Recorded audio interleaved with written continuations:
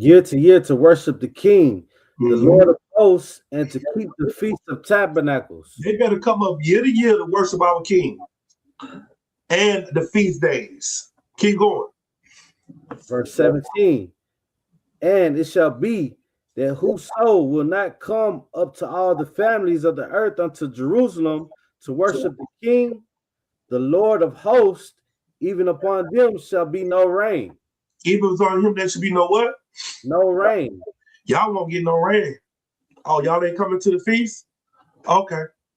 Don't worry about it. Who is Moab there? Nah, Moab ain't showed up yet. I ain't no sweat. No rice for you, Moab. No sushi. We're gonna dry your land out.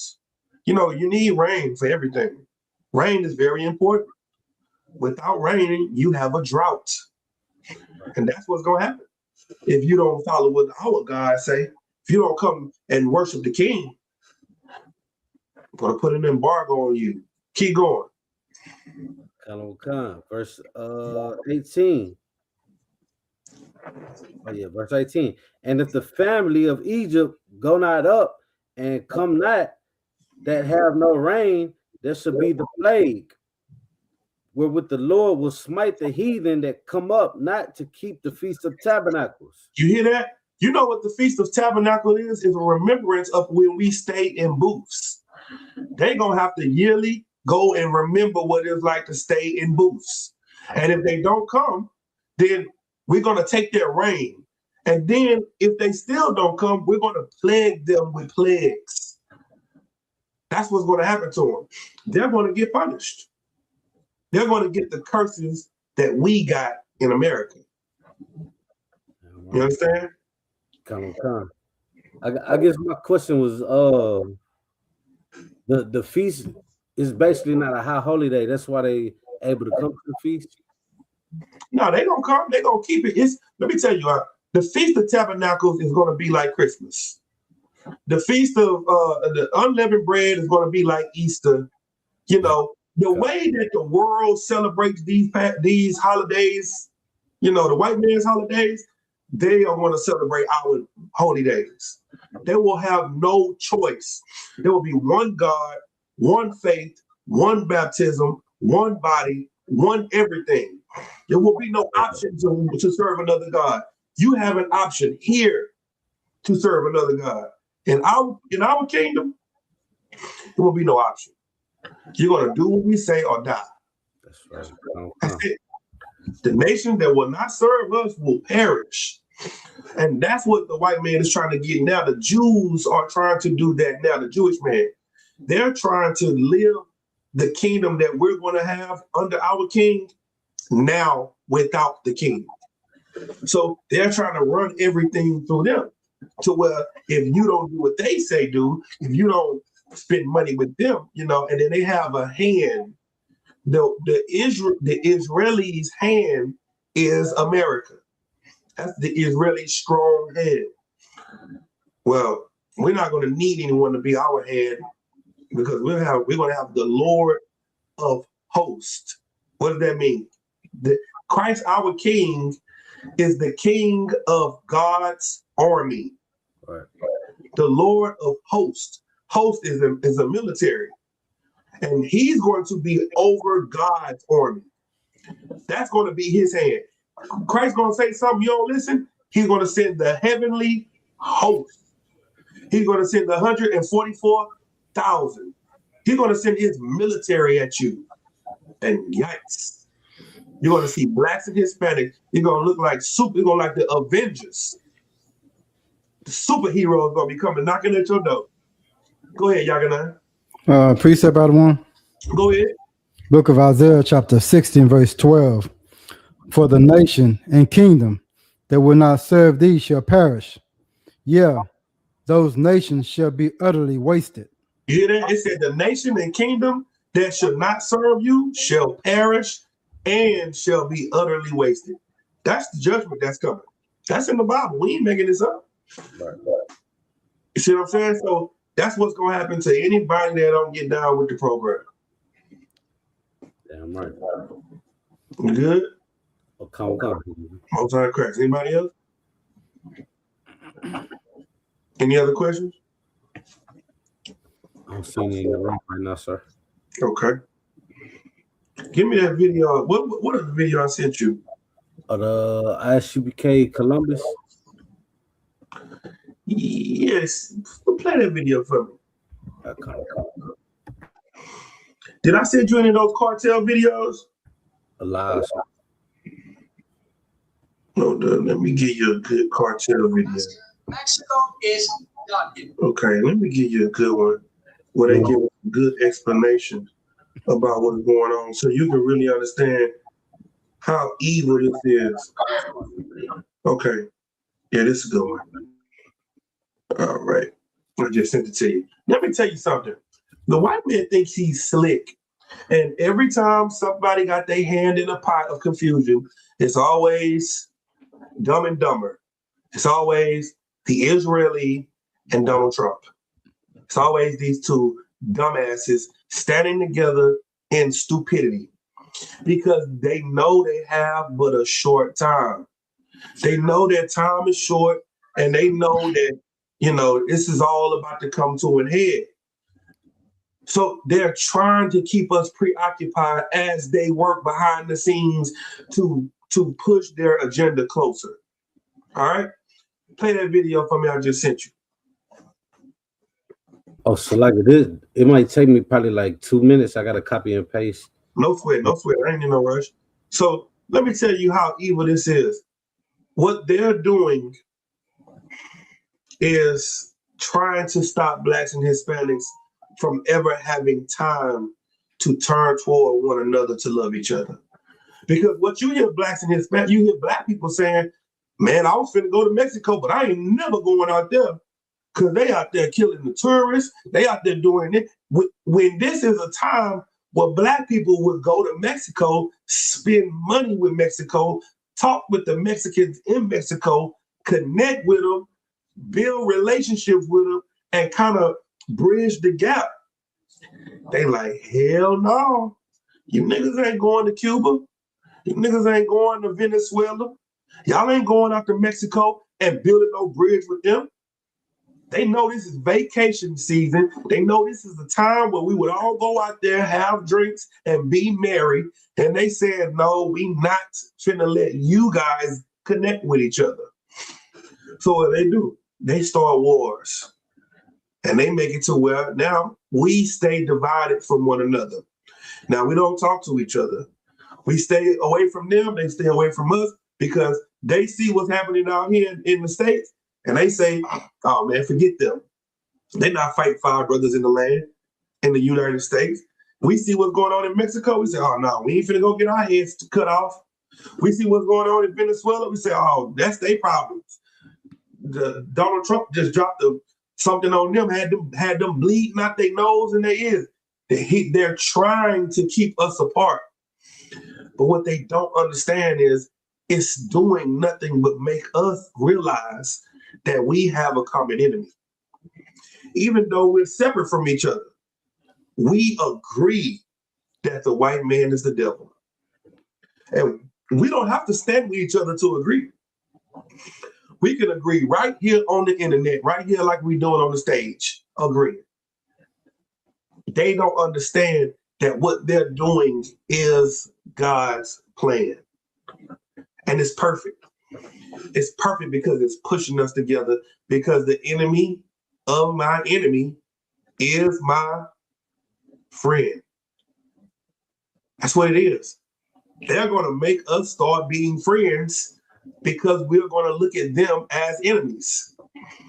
And they so arrogant and prideful to think that we'll never see them as enemies because we're constantly fighting and looking at the situation instead of understanding that this is just, this is the plan. Go ahead, you got it?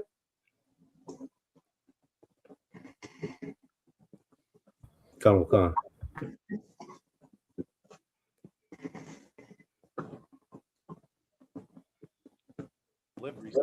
Is what did the U.S. do?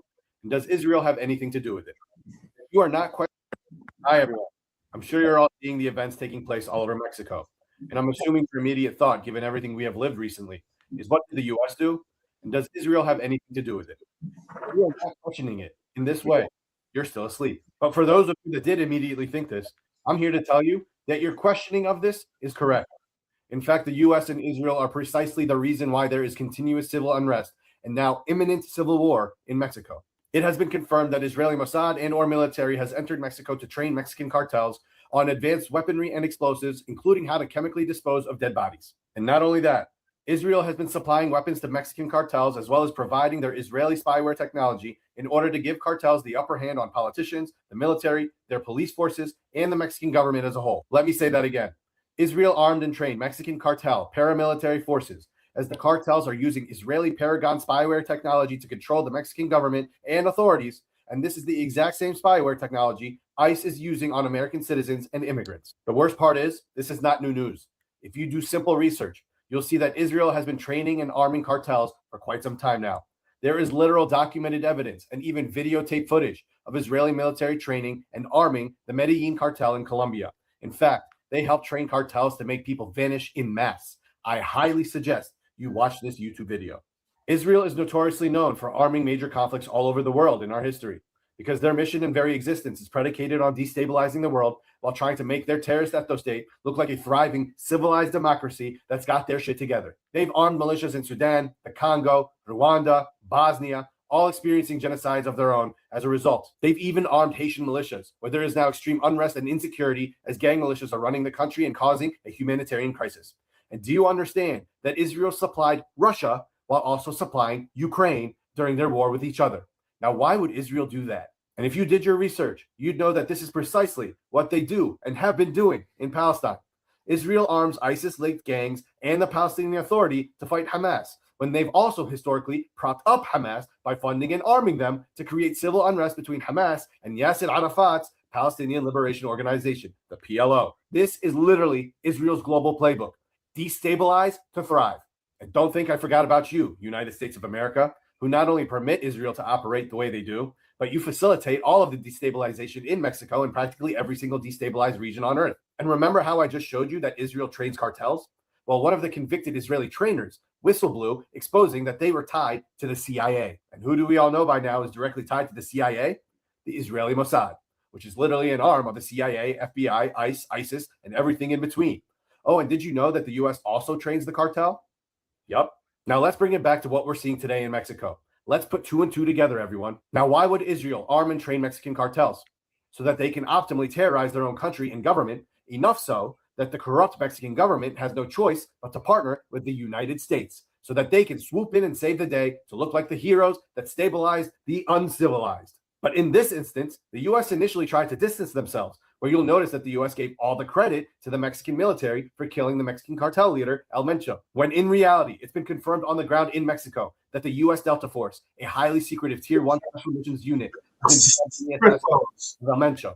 That coupled with FBI Director Kash Patel's constant admission that he... I don't know if y'all understand what he's saying, but let me just sum it up. The white man is creating damage. He's creating trauma. He's creating war so that he can come in and be the savior. That's what he has always done. He put drugs in your community so he can come and save your mother from your horrible drug addict father. He put liquor stores on every corner of your community so he can swoop in and save your mother from your alcoholic father. The white man put guns in your community so he can send the police in there to save the community from you hoodlum and you thugs in the streets. The white man is the devil the Bible speaks of. And the only thing that is going to save you from the white man is to be righteous. Because if you allow him to come into your community and do anything, he's going to create a situation where you are going to fall right into the trap where you just give him permission and the right to come and kill you and to make himself the hero. That is what they've always done. The Bible calls them the accuser of the brethren. You know why it calls them the accuser of the brethren? Because what they do is they give you the rock, you throw it and break a window, and you get in trouble. And then the question is asked, why did you throw the rock? You say, well, he gave me the rock. What does he say? I didn't tell you to throw it. I didn't tell you to throw it at the window. You could have skipped the rock across the water. You could have just threw it down at your feet. You decided to throw it at the window. And you have to know that's how he has always operated. The reason we say he's the devil is because he's a deceiver. He's a liar. And he acts like he's good and kind and he's doing things for your benefit or for your good. But you have to see this play is what they have always done and who they've always been. They've always gave you the rock. They've always gave you the crack, given you the guns, given you the thing to destroy you. This time, we're not going to be destroyed by the things he gives us. We're not. Keep playing the video.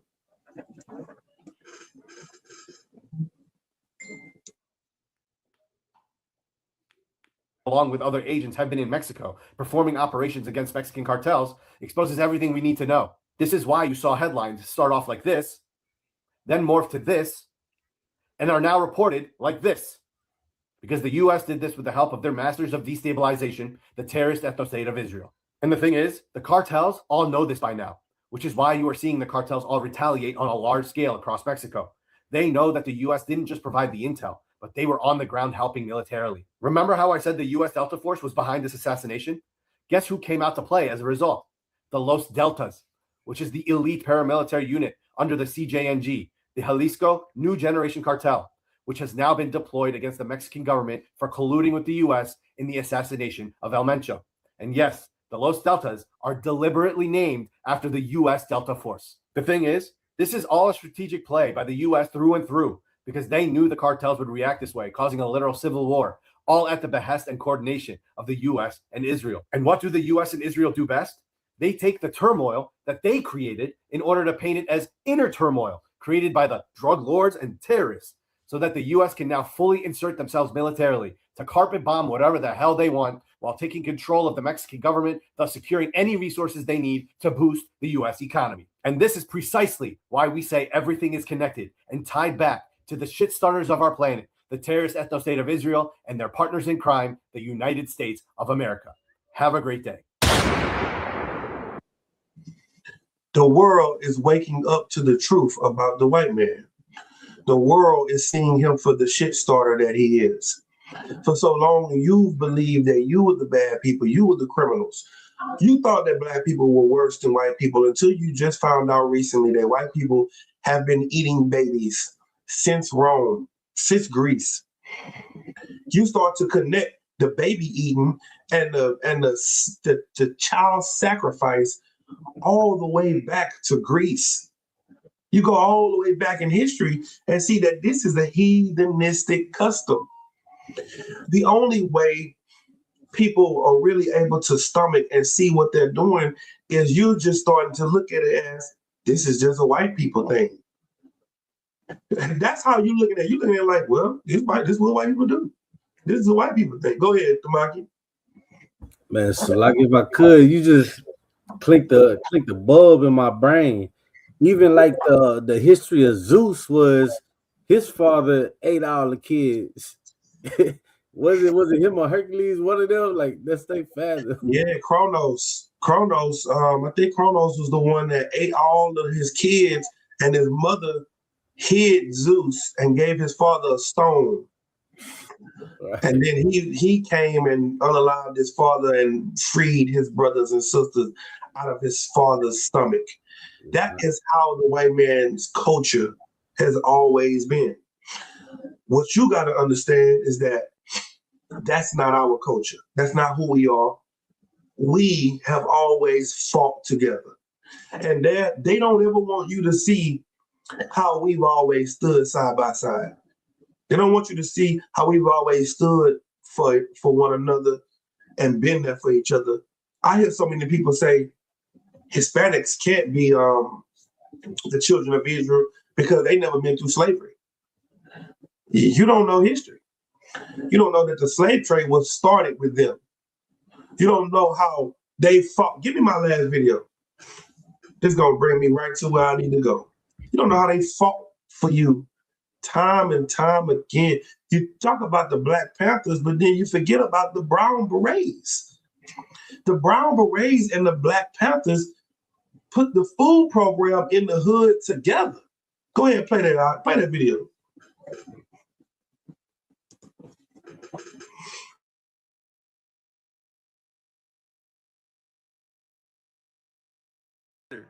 So why don't we hear about it? So now, they fought together. So why don't we hear about it? So now what if I told you that black and brown people actually built the revolution together, but they erased it from the books? Yeah, actually the Black Panthers and the Brown Berets teamed up, they patrolled police, fed the people, and they demanded justice together. And it doesn't just stop there. Afro-Mexicans fought alongside the indigenous in revolutions. Our paths are actually interwoven. And they saw the unity, so they infiltrated, divided, and buried the stories. And some of y'all let it. But we still here, still connected, still rising together. The excellence we achieve every day is real. So what have you been taught? What do you believe and what do you know? Proof that black and brown power defeats white supremacy. Give me Jeremiah 50 and 33. Jeremiah 50 and 33. The only way we're going to get out of this mindset is to first know the history that we have always stood side by side. That's the thing that's going to build the compassion, is to know that we've been bamboozled into believing that we've never been together when we've always been together through everything, even oppression. Read that. It's the book of Jeremiah, chapter 50, verse 33. Thus said the Lord of hosts, the children of Israel and the children of Judah were oppressed together. The northern kingdom and the southern kingdom have been oppressed together. You looking for your brother in the African. You looking for your brother in a white man. When your brother is the one that's oppressed with you. They've been oppressed together, and the white man is always trying to join himself to your oppression. Because the only reason white poor people are being oppressed because rich white people hate poor white people. And they want to join, during the Black Panther Party, you had the Rainbow Coalition. That was the black, the brown, the Native Indians, and the poor whites. Yeah. The poor whites joined the Rainbow Coalition. That's what it was called before the Black Panther Party. Well, Judah and Israel has been oppressed together. Not Judah and the white man. No. Because, the Jewish man is a white man too. The Jewish man, he's just a white man that claims to be a Jew. He's no different than the white men in America and Switzerland and Russia and Germany. He's no different. He just gave himself a different class system by being Jewish. He's no different, but he hates his brother. And the hatred of your brother is white culture. That comes from white people. Black and brown people love our brothers. We love one another. Right. We die and kill for each other. That's our culture. Our culture is to fight for each other. I seen a video on TikTok, and this East Indian dude that worked behind the counter, he had like a fake black eye. And all the brothers was coming in there, and they were saying, "Hey, buddy, what happened to your eye? Oh, no, let's go. Shut the store down. We finna go get them." That's our culture. Our culture is to fight for the people we love. And we fought for America for so long because we loved America. We fought for the white man because we loved the white man. You can't tell me about loving everybody. We've loved everybody. We've given our lives for every race, for every cause. We marched in every war. We fought in every war. We stood with everybody, but nobody has stood with us but Blacks and Hispanics and Native Indians. We are the only ones standing by each other when it's our time to be at pain. When a white woman wanted rights, black women marched with her. When the Chinese wanted rights, black people marched with Chinese people. But when blacks and Hispanics go through everything that they go through, no Asian, no white man, no East Indian in sight. When they say pray for Palestine, guess who praying for Palestine? Niggas, Mexicans. I'm watching Mexicans wrapping rosary beads all around their hands, praying to Mother Mary for Palestine. But nobody praying for Mexico. Nobody praying for Venezuela. No problem. We're not going to ask you to pray no more. Because now we see that Judah and Israel are the ones that are being oppressed together. Keep going.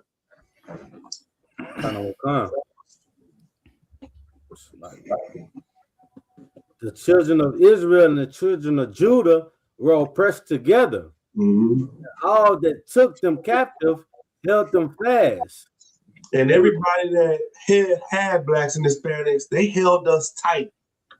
And they did what? And they refused to let them go.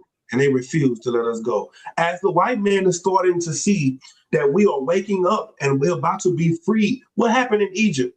We said we wanted to go out into the wilderness 3 days just to thank the Lord, just to praise our God. What did Pharaoh say? Hell no. You niggas got too much time on y'all hands. Oh, I'm finna give y'all more work to do. He refused to let us go. To this day right now, we starting to see each other as family. What do? Refuse to let us go. They don't want us in their country, but they don't want us joined together. They just want us dead. And that's why Christ said time must be shortened, because if not, no flesh will be saved. And you got to understand that this is the fight that we fighting. We fighting for our lives every day. And then you come in the truth and you decide to serve the Lord, and then you come in here, but then you half-ass serve the Lord. You can't half-ass serve the Lord. And do you know why people half-ass serve the Lord? Because of who's watching them. That's the thing that makes so many people leave the truth. The people that's watching. The people that's around them, the people that's not going to be able to adapt to their new life, the people that's not going to be able to see this new thing, this new walk. They be like, dang, bro, you tripping. You on something different. Dang, sis, you just letting your man have another wife.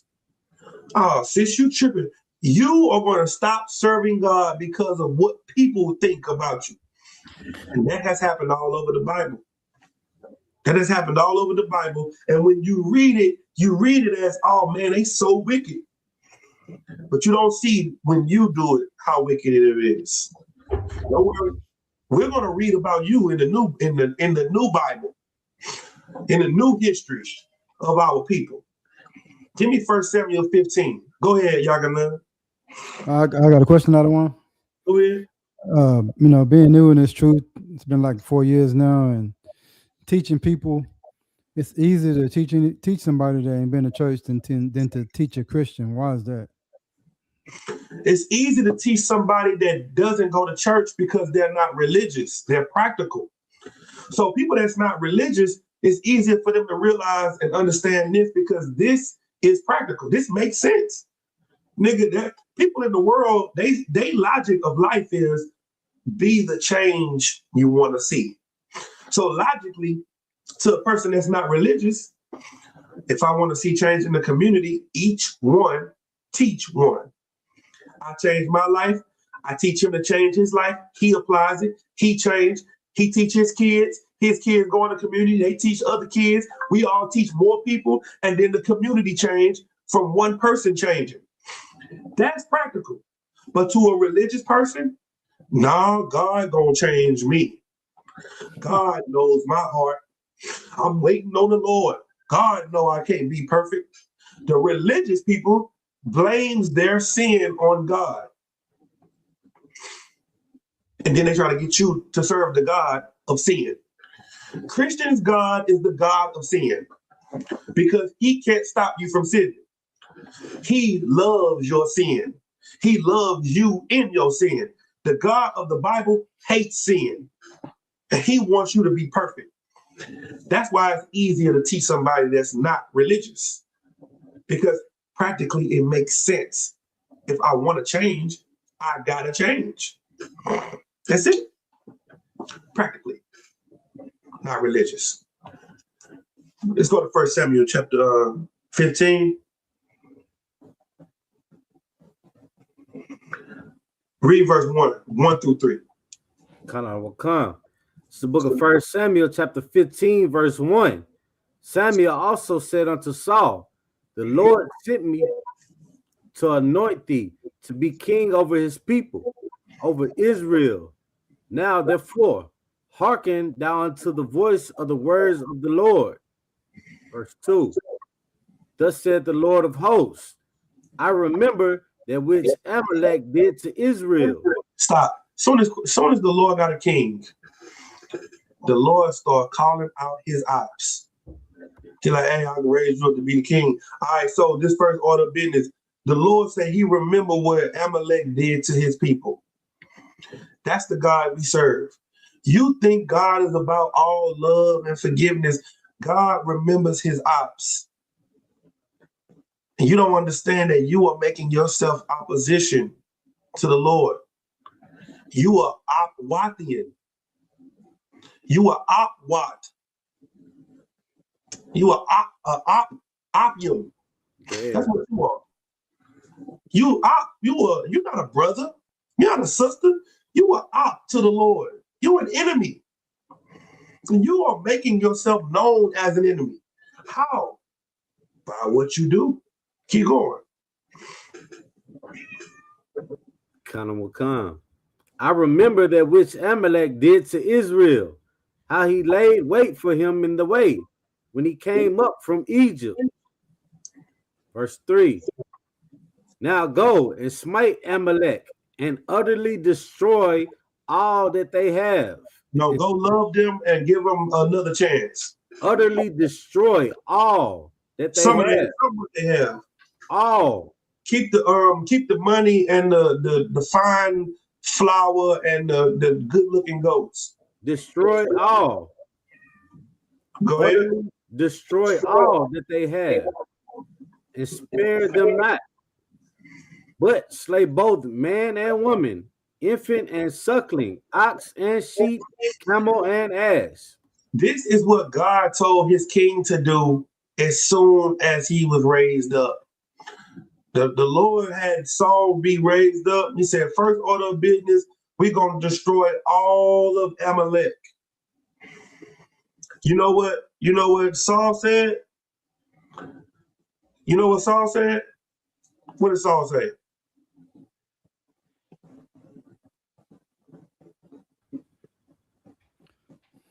Tamakia? Salaki had one. Are you talking about when he's supposed to kill the Amalek? No, what did he say after he got the order? He said Kana will come, but he ain't complete the order. Kana will come. What did he say? It said Kana will come. What he said? He said Kana will come. Come, sir. See, a lot of people think because they say Kana will come that they good. That they doing what they said they were supposed to do. Hey, Salakia, hey, I need you to do this. Kana will come. Then you come back and you say, I asked you to do this. Oh, yeah, about that. That's how you in the truth. You come up in here, you are, come on, sir. Come on, sir. And you don't do a damn thing nobody tell you to do. The Lord gave the order. And the Saul said, come on, sir, I'm going to go out and I'm going to whoop their ass and I'm going to do exactly what you said. Read verse 8. Sir. Verse 8.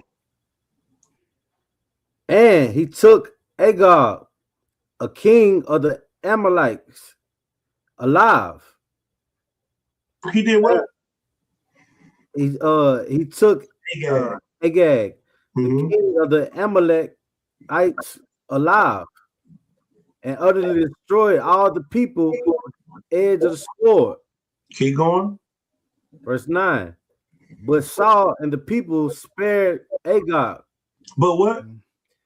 but Saul and the people spared. But Saul and the people. And the people. You see, the people is involved in this again.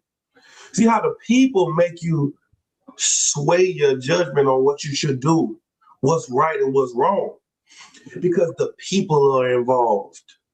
That's the reason you can't follow the Lord, because you got the people behind you in your ear telling you that maybe we should just kill Agag. Kill the people, but not the king. Because remember, we can bring Agag back to the house and build the morale up of the people. Everybody see the king. We bring him in, flood him around, beat his ass in front of everybody, and, build up the morale of the people. That's not what the Lord said to do, though. The people can get your ass beat. The people can get you punished. Your family, your friends that you're trying to impress and live for can be the reason you're not moving forward in the truth and being solid, because you still holding on for the people. You may not buy that grandbaby a birthday gift on their birthday, but you're gonna buy it for them 2 or 3 days later. You ain't gonna go to the birthday party, but you're gonna send them a little birthday gift in the mail. And your daughter gonna be like, this is from Granny, this is from Pawpaw. And then the baby gonna call you and say, Pawpaw, Granny, I got my PlayStation 5. Oh yeah, baby, I don't celebrate birthdays no more, but I had to give my little snickle punk a little gift. You are not doing nothing. You a hypocrite for the people. So now when your children grow up and they are hypocrites, they got it from their mama. They got it from you. Keep going.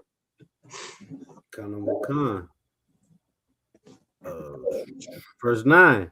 But Saul and the people spared Agag and the best of the sheep and of the ox and of the fatlings and the lambs and all that was good, and would not utterly destroy them. But everything that was vile and refused, they destroy utterly. See, the things that they wanted to destroy, that they saw, that's what they got rid of. So openly in public, they got rid of the things that looked like it should be destroyed. Oh, this was a raggedy pair of shoes. We're going to burn that. Oh, but look at these Balenciagas. I'm going to have to take these Balenciagas to the house. What's this silk? What's that velvet? Let me go ahead and get that velvet and bring that up out of here. They went in there and they didn't take and destroy utterly everything. Well, now you're about to see how the Lord feels about your little order tweak. Drop down to verse 20. Come, verse 20. And Saul said unto Samuel, Yea, I have destroyed, yea, I have obeyed the voice of the Lord and have gone the way which the Lord sent me. Stop. What did Saul say he did? Let's say he followed the order. He said, I did what you told me to do, sir. Come on, sir. I did exactly what you told me to do. Now listen to his breakdown. Go ahead. Come. I have obeyed the voice of the Lord and have gone the way which the Lord sent me, and have brought Agag, the king of Amalek, and have utterly destroyed the Amalekites. Keep going. Verse 22. But the people took of the spoil. But the people. But the who? The people. Go ahead. Took of the spoil, sheep and ox, the chief of the things which have been utterly destroyed, to sacrifice unto the Lord thy God in Gilgad. Who did Saul blame everything on? People. The people. And that's what you think you're going to do. You think you're going to be able to blame not doing what the Lord told you to do on stress. I'm going through a lot. I needed the weed. You know how it is. I be stressed out. I'm broke. I need to go in here and get high. But my baby, she want to see birthday parties. She got them at the school. I had to get a little Christmas gift. Oh, well, I let them. You want to blame everything on everybody else, just like Adam did. But Adam got in order, and Adam said, "Con out of one con." Saul got in order, and Saul said, "Yes, Lord, yes, I'm going to do it." And he didn't do it. And he thought he did it because he tweaked it the way he thought it should be done. Now listen to what the Lord got to say about that. Go ahead. Verse 22. And Samuel said, and the Lord has great delight in burnt offerings and sacrifices, as in obeyed the voice of the Lord. Do you think the Lord give a damn about a sacrifice more than you just doing what the hell he said to do? Is that what you think this is? Keep going. As in obeying the voice of the Lord, behold, to obey is better than sacrifice, and to hearken than the fat of rams. Keep going. Verse 22. For rebellion is as the sin of witchcraft. Read that again. For rebellion is as the sin of witchcraft.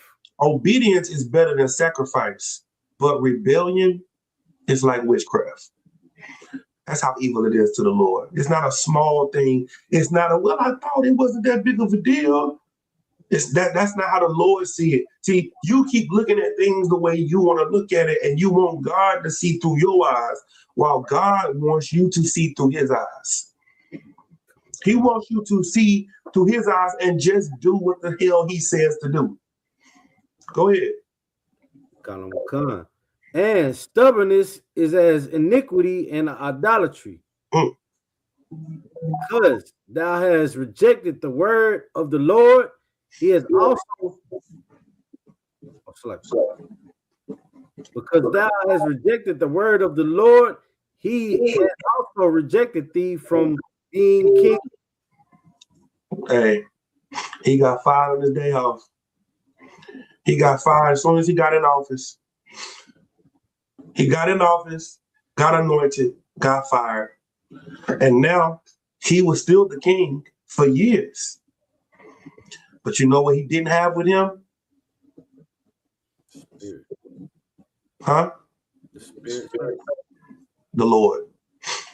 He was the man. He was in the truth. He was walking in the school. He's standing in the school right here with you, side by side, arms linked up, saluting at the cookout, cooking and moving tables and chairs and helping you. But you know what's gone from him forever? The Spirit. And David said, Lord, if you do anything, please don't take your Spirit from me. The Spirit of the Lord is why you're in the school, because that's what you want. You want the zeal of the Lord to do his work, to do his will, to fight, to stand against the things that he want to destroy. That's what you want. You don't want to just be here because it looks like it's cool. You want to look like you were, some type of rebel. No, you come in here because you want to obey better than sacrifice. Well, this is what happened to you. Now Saul had to be king for another, 20-something years without the Spirit of God with him. And you know what had to happen? A lot of people had to die. A lot of wars had to be lost. And other men had to be raised up in his stead. And you know what started to happen to Saul? He started to hate righteous men. He started to look at his brothers that he loved once upon a time. And he started to hate them. He started to hate them because they loved God and he didn't. Listen at what he said. Keep going.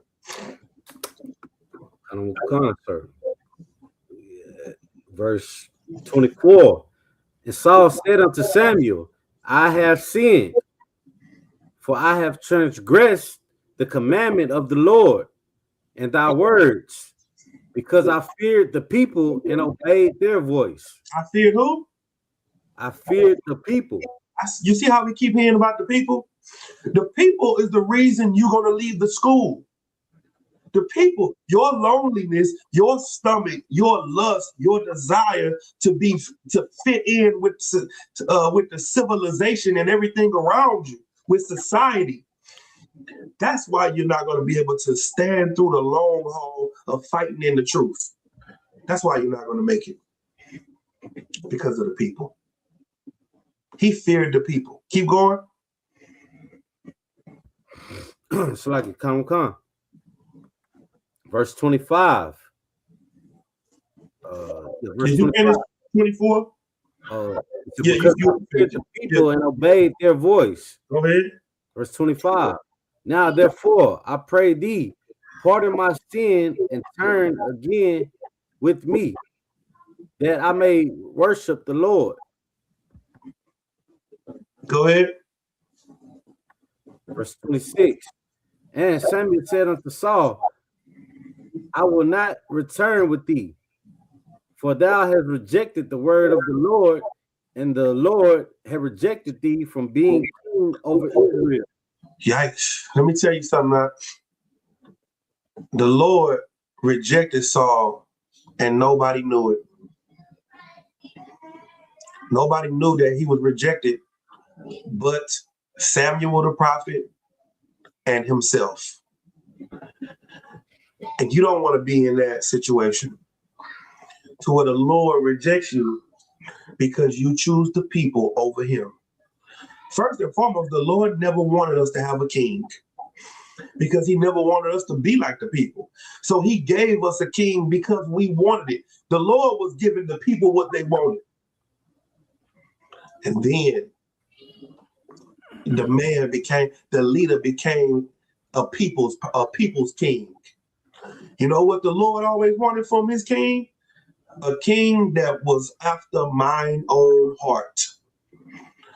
You come in the truth to be after the heart of the Lord, to do what the Lord wants you to do instead of what you want to do, instead of how you think things should move. That's why you're here. If you want to be a hypocrite, you can go anywhere in the earth to be a hypocrite. But you come in here to be after the Lord's heart. That's why you're here.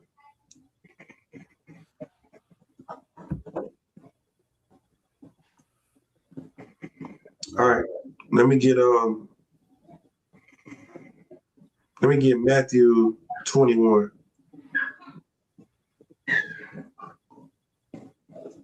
This is gonna help you understand how, people love you 1 minute. And start at verse 6. It's the book of Matthew, chapter 21, verse 6. And the disciples went and did as Yahushua commanded them. Verse 7. And brought the ass and the colt and put on their clothes, and they set him thereon. Verse 8. And a very great multitude spread their garments in the way. Other cut down branches of the tree and strawed them in the way. Verse 9. And in the multitudes that went before, that followed, cried, saying, Hosanna, Hosanna to the Son of David. Blessed is he that cometh in the name of the Lord. Let me tell you, man, the multitude of people saw Christ coming down the street riding on a donkey. They took palm trees off the tree, which is a sign that the king is here. And they waved palms at his feet. And they said, Hosanna, Hosanna. Blessed be, what did they say? Blessed be the what? Blessed be he that cometh in the name of the Lord. Hosanna in the highest. He giving them praise. Right? The next week, them same people was out there saying, crucify him. The same people that was with him saying, Hosanna, Hosanna, that walked with him, he fed the 5,000. This is the 5,000 saying, Hosanna. Where was these people at? In the truth. Right there with Christ, and Christ was teaching, and he's showing you how it is to be in the truth. How it is to have somebody right here with you that's supposed to love you, and they don't. They hate you because you do love the Lord. And there's so many people that come in here, and we all come in here because we love the Lord. We come in here because we choose to turn our back on the world, and it hurts you so bad for these people that you thought y'all were on one accord with. You thought you were on one accord with, for them to leave you for the very world that we supposed to turn against. That's heartbreaking. Well, guess what? Christ went through it. He went through it on a much larger scale. Christ built a school, and everybody in the school was not with him when he left. They all turned his back on him. His partner that said he would never turn his back cussed him out before the rooster crowed in hours. His right-hand man. That's what happened when the going get tough. Let me tell you something about the Pharisees and the Sadducees. There are a lot of people that are Pharisees and Sadducees spiritually that may walk among you. And the only way you're going to know if they're not, by what they do. Not by them saying "come out of one kind," because anybody can say "come out of one kind," but to follow the order proves who you're really with. Give me verse 33. Same chapter.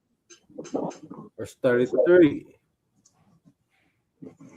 Here another parable. There was a certain householder which planted a vineyard and hedged it round about, and digged wine press in it, and built a tower, and let it out to a husbandman, and went into a far country. So there's a certain man that had this land, and he built up a city and left it to people. The husbandman, that's the farmer. That's the man that's over the garden, over the land. So Christ is saying, you are in a vineyard that don't belong to you, and you were left in charge of the vineyard. Keep going. Come on. Let me take a note. Verse 34. And when the time of the fruit drew near, he sent the servants to the husbandman. You know who the servants are? You are the servants. The prophets of God are the servants. And now, when it's time to bring the people in, we got to go out and battle the husbandmen. That's the Christian church. That's the religious leaders, the politicians. Keep going.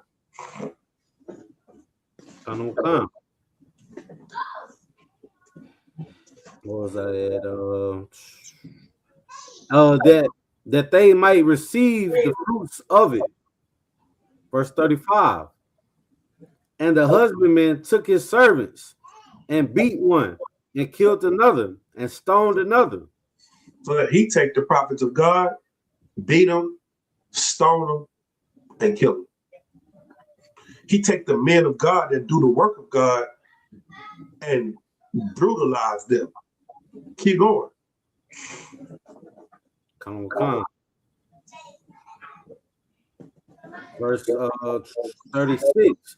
Again, he sent another servant more than the first, and they did unto them likewise. So then he said, maybe it was just that group of men. So let me send out more prophets, more than the first.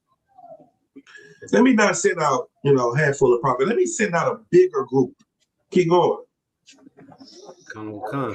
Verse 37. But last of them, he sent unto them his son, saying, they will reverence my son. He said, you know what? They killing my prophets, but you know who they won't kill? My son. They'll respect my son because they know he my son. Keep going. Verse 38. But when the husbandmen saw the son, they said among themselves, this is the hair. How you say that? The heir. Come, let us kill him, and let us kill him. They looked at him and said, this is the Son of God. This is the heir of the throne. This is the king. Let's kill him. Keep going. This is the heir. Come, let us kill him, and let us seize on his inheritance. And let us do what? And let us seize on his inheritance. Yeah, let us take his inheritance too. Let us get him out of the way and just sit on the throne and rule forever and ever without him. And that's what so many people think they're going to do. You think you're going to get to the kingdom of heaven without going through the straight gate. You think you're going to be able to enter in another way. You think that you're going to be able to be a Yeshua Israelite, and you're going to be able to join the ranks of the righteous when no one holds you accountable because you're a hypocrite. You need someone to help govern you. That's what this whole system is set up for. That's what Christ gave his life for, so that we can come together and we can have a structure that governs us. But you're not governed. You're a vagabond. Keep going. Verse 39. And they caught him and cast him out of the vineyard and slew him. Verse 40. When the Lord therefore of the vineyard cometh, what will he do unto those husbandmen? Keep going. Verse 41. They said unto him, he will miserably destroy those wicked men and will let out his vineyard unto other husbandmen, which shall render him the fruits in their seasons. Keep going. Verse 42. Jesus said unto them, like, you know what's going to happen? Everybody that you looked up to for so long and respected, your T.D. Jakes and your Creflo Dollars and your Joel Osteens and your religious leaders and your Martin Luther Kings, they have now been cast away. They've been kicked out of the garden, out of the vineyard. They no longer the husbandmen. Now, even white people stand up and say, hey, how are you the Jews? You don't have no history here. You don't have any language here. You don't have. Now everybody's starting to wake their eyes up to what we've been saying, because there are new husbandmen coming into the garden, new men coming into the vineyard, because they are the ones that rejected Christ. We're not rejecting them. Keep going. Verse 42. Jesus said unto them, do ye never read in the scriptures, the stone which the builders rejected, the same has become the head of the corner. This is the Lord's doing, and it is marvelous in our eyes. Keep going. Verse 43. Therefore say I unto you, the kingdom of God shall be taken from you and given to a nation, bringing forth the fruits thereof. Let me tell you, the kingdom of God has been taken from a wicked nation and now is being given to a righteous nation. Brothers and sisters that come up in here, we are cleaning you up. The thing that we pride ourselves on is what?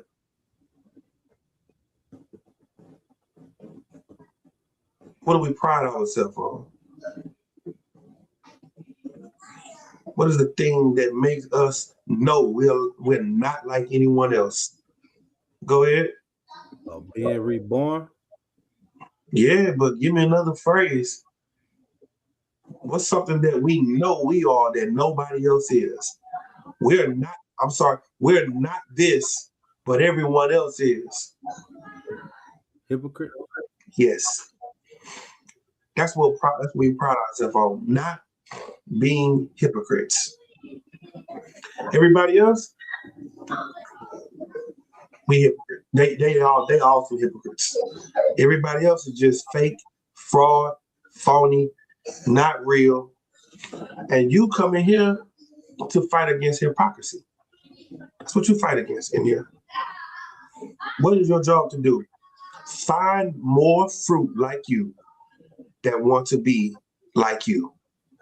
Find more people like you that want to bear good fruit, because no bad tree can bear good fruit. No, you can't. It's impossible. So your job is to find more people that's tired of the world, that don't care about what people say, that don't care about following them. Because one minute somebody that's a hypocrite can say they with you, and the next minute they can say they not with you.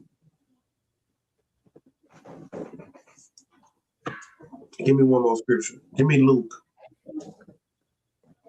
23.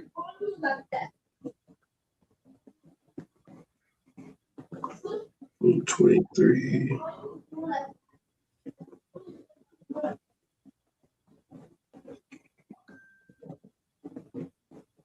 Sheesh.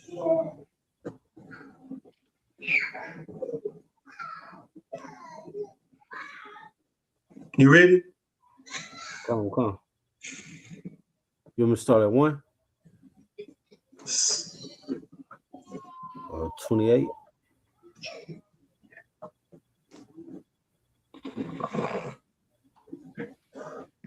Give me verse 11. Come. Now, you know, Pilate did not want to crucify Christ. And he was trying his best not to crucify Christ. So what he found out was Christ is from Galilee. So he was like, all right, well, let's go talk to Herod. Now, him and Herod, they not even friends. They lightweight beefing. Read what you got. This is the book of Luke, chapter 23, verse 11. And Herod, with his men of war, set him at naught and mocked him and arrayed him in a, how you say, his robe. Damn. Say it again. Gorgeous robe. Oh yeah, gorgeous. Like I know that word. It just slipped on my mind. In a gorgeous robe, and sent him again to Pilate. Verse 12. And the same day, Pilate and Herod were made friends together, for before they were at enmity between themselves. Listen, because this was happening, they became friends with each other. They found, because the enemy of my enemy is my friend. But Pilate still didn't want to unalive him. So Pilate was trying to now use his new made friendship with Herod to spare Christ. Go ahead, read that. Verse 13. And Pilate, when he had called together the chief priests and the rulers and the people, verse 14, said unto them, ye have brought this man unto me as one that perverted the people. And behold, having examined him before you, have found no fault in this man touching those things whereof ye accuse him. Verse 15. No, nor yet Herod, for I sent you to him, and lo, nothing worthy of death is done unto him. Verse 16. I will therefore chastise him and release him. He's like, listen, man, I don't know why y'all so mad at this brother, but I'll just whoop his ass and send him on his way. That's what he's like, listen, if y'all want some type of justice, don't worry about it. I'll just whoop him and send him on his way. I'll release him. Now he's talking to a multitude of Israelites. It's two white men on the podium with Christ and another man standing there, and they're talking to the crowd of Jews, of Israelites, right? The same group of people that was standing on the streets, fanning Christ, saying, Hosanna, Hosanna. But Christ said something that they didn't agree with. Christ said, he said something about eat of my flesh and drink of his blood. And they didn't understand that argument. They was like, this man speaks heresy. This man speaks of evil. He's not the man we thought he was.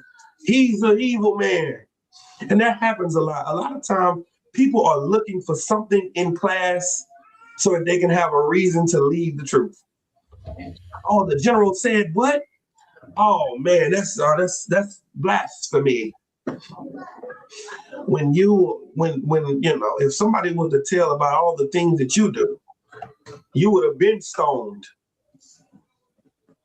If somebody brings your wife to come and sit on the podium and to tell all the things that you do, yikes. Keep going. Verse 17. For of necessity he must release one unto them at the feast. Verse 18. And they cried out all at once, saying, away with this man and release unto us Barabbas. He said, away with this man and release unto us Barabbas. Now let's see who Barabbas is. Go ahead. Verse 19. Who for a certain sedition made in the city and for murder was cast into prison. This man for certain was a murderer. Christ had committed no crimes, done no wrong, but this man that they were saying to free was an absolute murderer. But they were saying, let him go. Keep going. Verse 20. And can you just imagine somebody that's an absolute adulteress looking at you and talking about your marriage? Somebody that's an absolute liar looking at you and saying that you're a liar? Somebody that's an absolute criminal, evil person have the audacity to sit up and try to judge you. Can you imagine that? Could you imagine what Christ was going through? And all these people are people that he loved and fought with and stood by. And now he's looking at them as they cry out to let the murderer go. Imagine that your brother that you was standing with and feeding and healing his mama and making his daddy walk and making the lame to see and counseling them and breaking bread with them and making food for them and spending time with them and building a relationship with them. And now you look out into the crowd and they are talking shit about you. You read the comments and they in the comments talking about you. You look on the screen and they making a video about you. Do you know how that feels?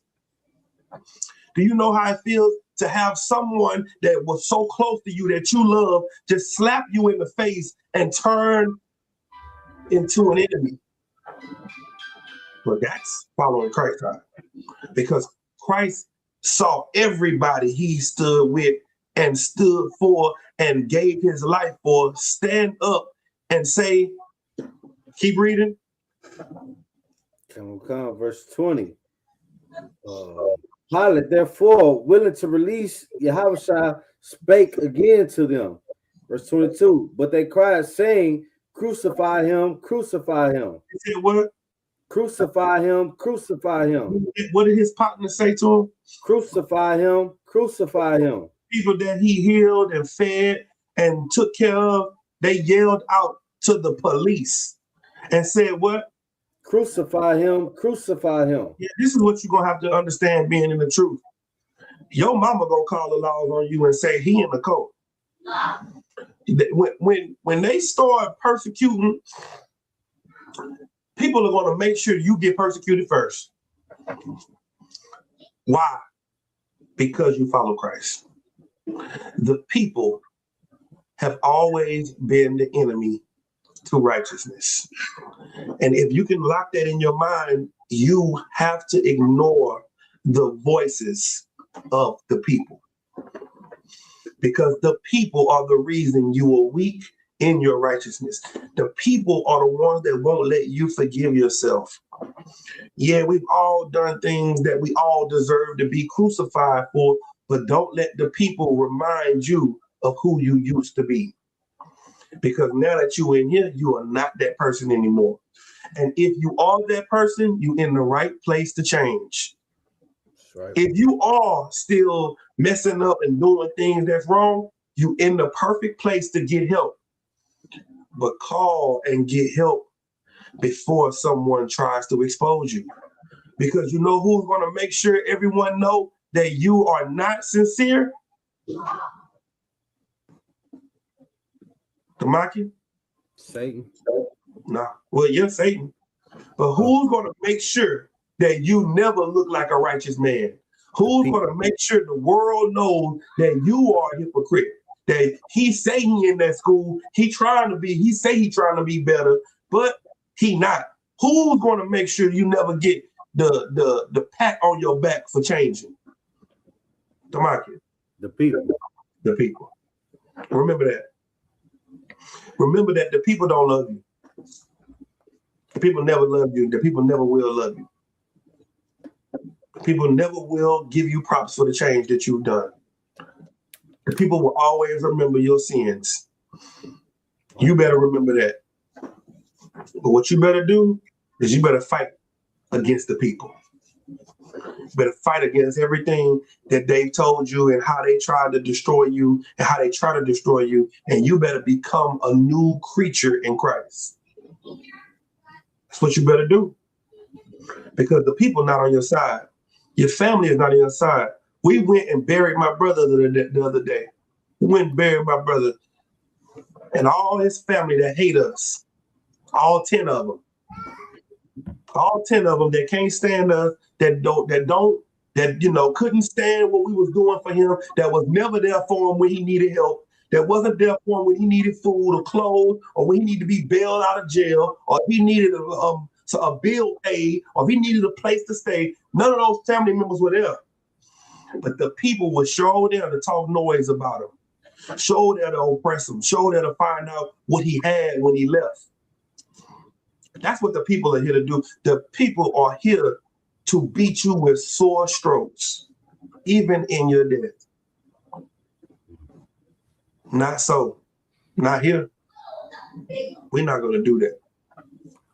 We're not going to do that here. We're going to love each other. We're going to love each other in life and death. We're going to stand there. We feel that little church thing up from wall to wall. Brothers standing all in the hallways. Brothers standing, they wasn't nowhere to sit. We was all over the floor, everywhere. We took care of our brother like we did in life. We took care of him in death the same way we did in life. Fuck the people. Right. We don't give a damn about the people. The people ain't never did nothing but hurt us. Now, don't be the people in here. Don't come in here and be the people. We already got the people out there that we fighting against. Everything else outside the truth is something we got to fight against. Do not be the people beside me. Baba Kushar, please. Be somebody standing next to me in here that I know is standing next to me. So, give me 1 John 2:19.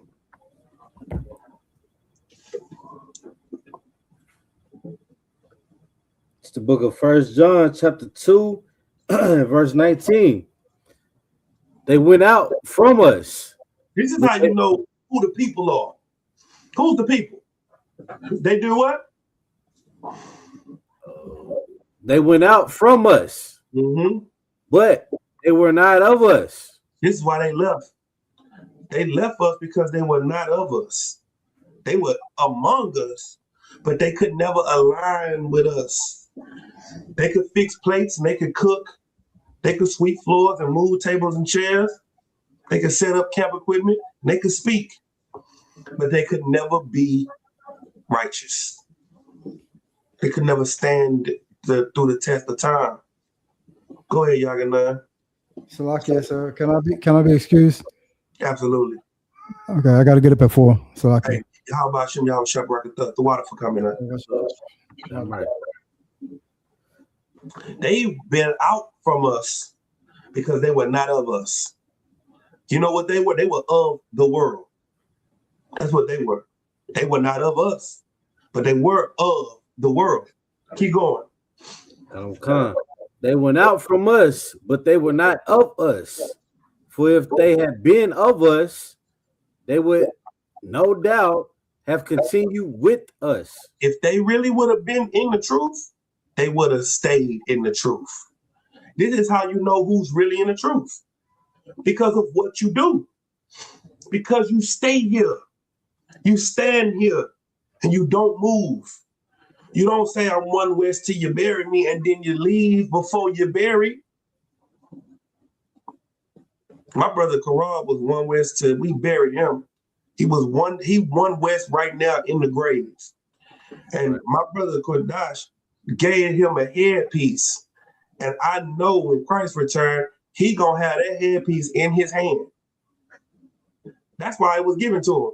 So we can see him with the headpiece in his hand when he walk up. That's gonna blow my mind out. When I see him, I'm gonna say, oh my damn, he got the headpiece in his hand. Good night. It's in his hand. That's the headpiece Kadash gave him. That's where we gonna know this is how we gonna know if you with us, because you're gonna be with us until the end. Keep going. But they that went out, that they might be made manifest. Why did they leave? Why wait, you can't fly past that. Why did they leave? That they might be what? Made manifest that they were not all of us. Let me tell you something. Don't ever leave the truth. Right. Whatever you fighting, get help in the truth. Don't go to the people for help. Don't go to the therapist for help and leave the truth. Don't drown yourself in the pill bottle. Don't drown yourself in the blunt. Don't drown yourself in the liquor bottle. If you're gonna drown yourself in the bottle, come and get counsel in the truth. I can respect a brother that's fighting his demons in here. I respect it. Be in here and mess up and get counsel and take the checking and keep fighting and staying in here and keep fighting. I respect that, because at least you showing that you're trying to be here. But when you leave, what you show, but that you never was here. Keep going. Verse 20. But ye having, how you say that, unction from the Holy One, and ye know all things. Verse 21. I have not written unto you because ye know not the truth, but because ye know it. This is why I'm telling you this. I'm not telling you this because you don't know what the hell I'm talking about.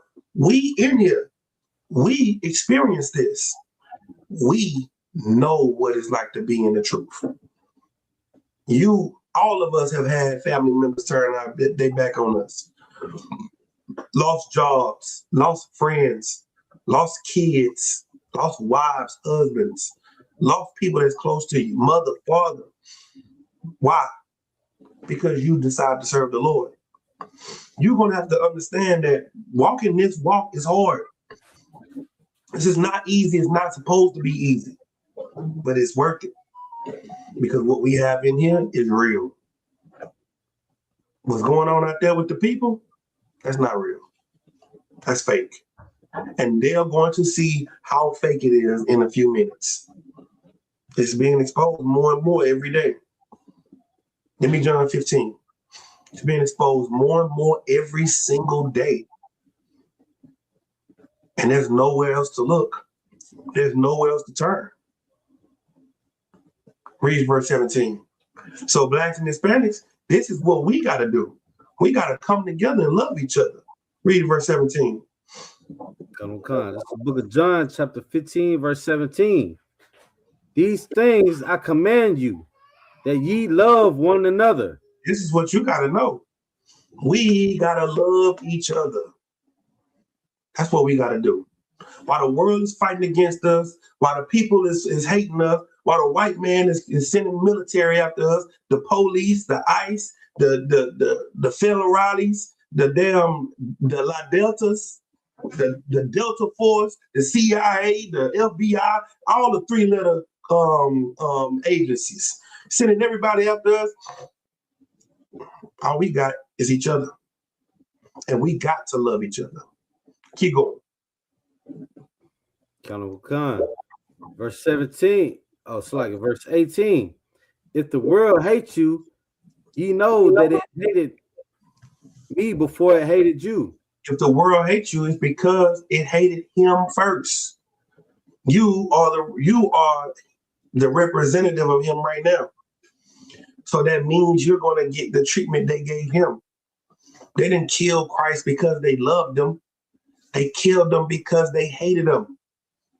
They said crucified him to a man that gave his life for them.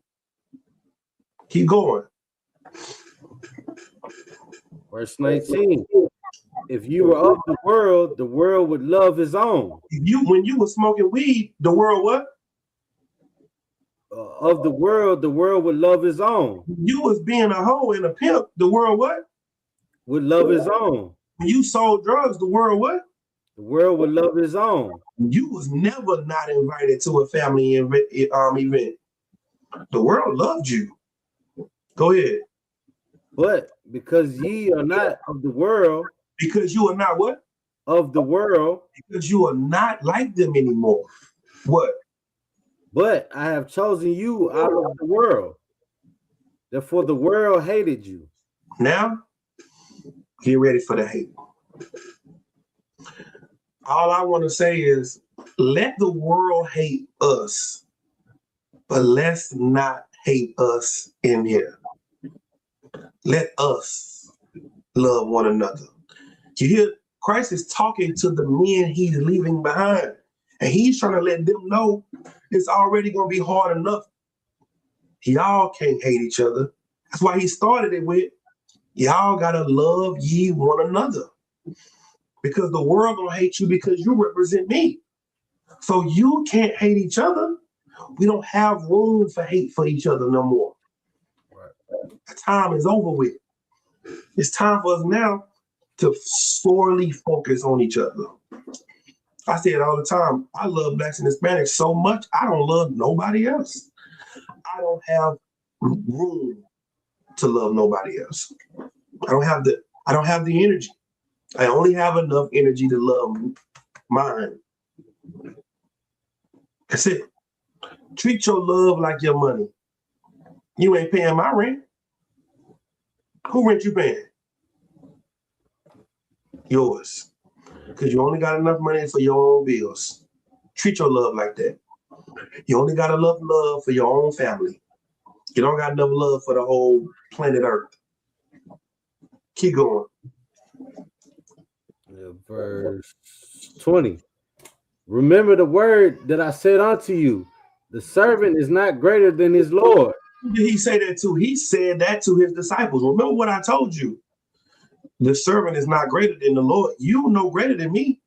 That's what Christ is telling you. You're not better than me. It's not going to be any different from you, for you. Keep going. If they have persecuted me, they will also persecute you. If they persecuted Christ, best believe you finna get that persecution. Go ahead. If they have kept my saying, they will keep yours also. And if they really follow Christ, then they will listen to what we say, because what are we saying? What Christ said. He's trying to show you the hatred that they have for you proves they don't love the Lord, they don't love Christ. That's the only way they can hate you. Even with them hating you, guess what? You still love them. You know who else did that? Christ. Because as they said, crucify him, Christ died on the cross and said, Father, forgive them because they know not what they do. That's the spirit of Christ. They don't have that. Keep going. Verse 20, verse 21. But all these things will they do unto you for my name's sake, because they know not him that sent me. They doing this because you represent me, but they don't know the Lord that sent you.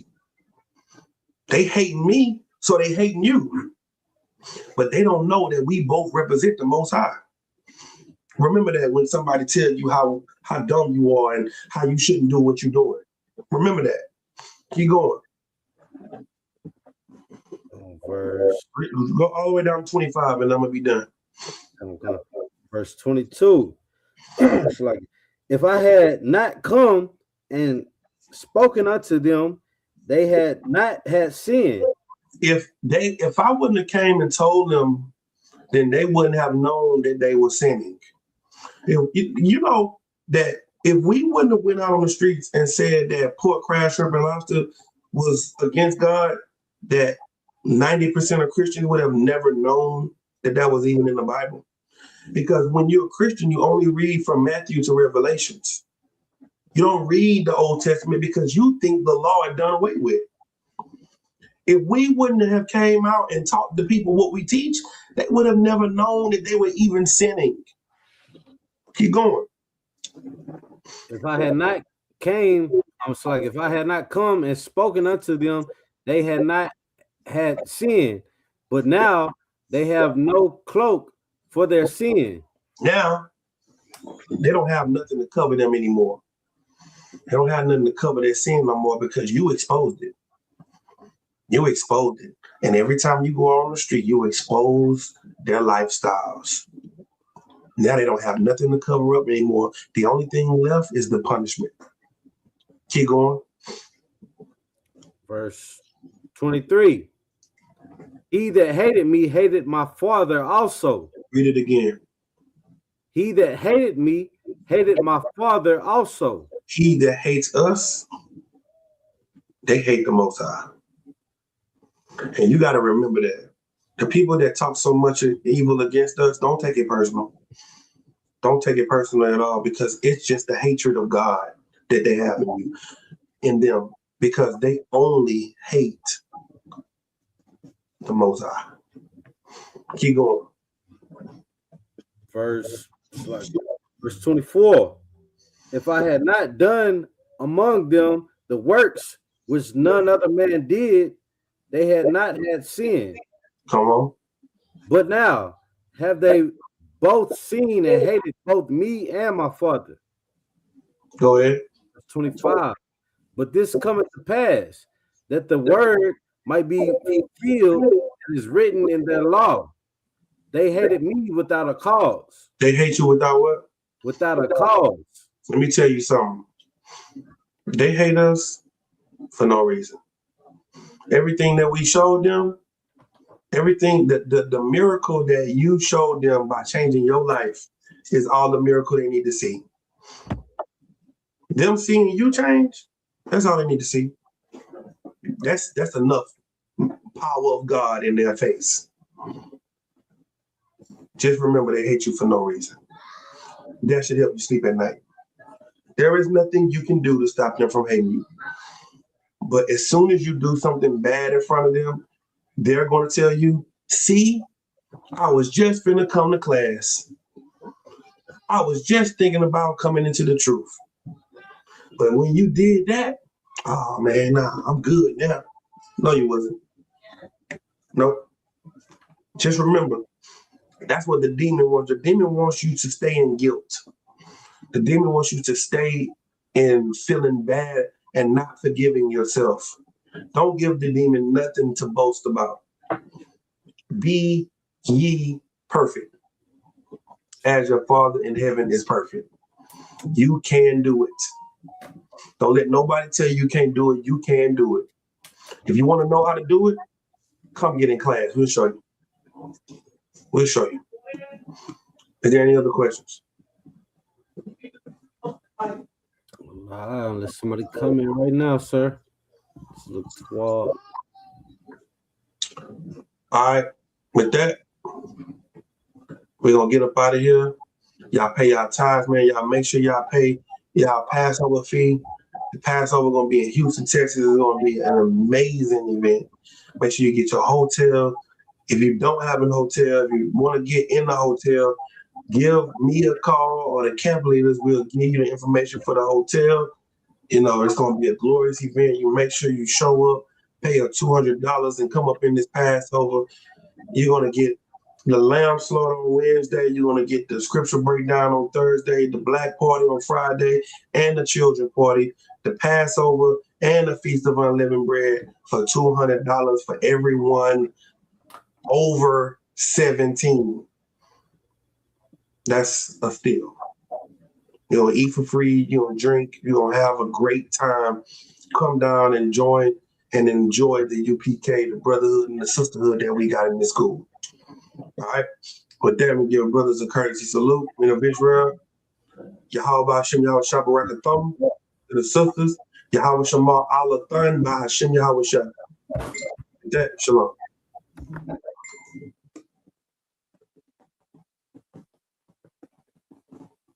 Shalom, Israel. It's that time again. The ISUPK, under commanding General Yahana, presents the Lord's 57th annual Passover. That's right, the Lord's 57th annual Passover, April 4th, 2026, in Houston, Texas.